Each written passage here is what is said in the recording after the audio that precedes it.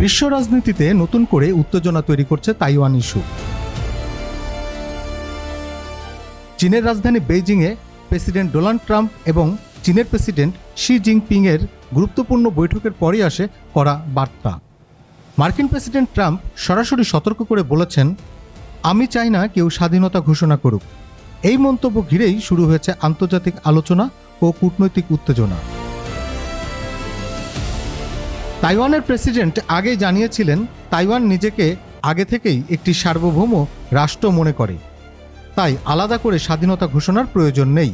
অন্যদিকে চীন বরাবরই তাইওয়ানকে নিজেদের ভূখণ্ডের অংশ বলে দাবি করে আসছে।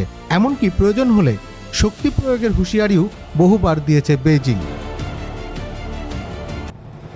ট্রাম্প বলেছেন, আমরা ৯৫০০ মাইল দূরে গিয়ে যুদ্ধ করতে চাই না, আমি চাই পরিস্থিতি শান্ত থাকুক। বিশ্লেষকরা বলছেন, এই বক্তব্যের মাধ্যমে ওয়াশিংটন একদিকে তাইওয়ানকে সতর্ক করছে, অন্যদিকে চীনের সঙ্গেও সম্পর্কের ভারসাম্য বজায় রাখার চেষ্টা করছে। তবে প্রশ্ন উঠেছে, যুক্তরাষ্ট্র কি সত্যিই তাইওয়ানকে সামরিকভাবে রক্ষা করবে? এই প্রশ্নের সরাসরি উত্তর এড়িয়ে গেছেন ট্রাম্প। একদিকে চীনা গণমাধ্যম জানিয়েছে, শি জিনপিং ট্রাম্পকে স্পষ্টভাবে বলেছেন, তাইওয়ান প্রশ্ন ভুলভাবে পরিচালিত হলে দুই দেশ সংঘাতে জড়িয়ে পড়তে পারে। এরই মধ্যে তাইওয়ানকে ঘিরে সামরিক মহড়াও বাড়িয়েছে চীন।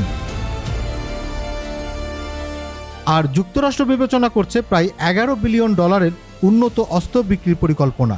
সব মিলিয়ে তাইওয়ান ইস্যু এখন শুধু আঞ্চলিক নয়, বরং বিশ্ব রাজনীতির সবচেয়ে স্পর্শকাতর সংকটগুলোর একটিতে পরিণত হয়েছে। প্রশ্ন এখন একটাই, শান্তি বজায় থাকবে নাকি নতুন করে সংঘাতের দিকে এগিয়ে যাবে বিশ্ব? Desk report, infinity Bangla.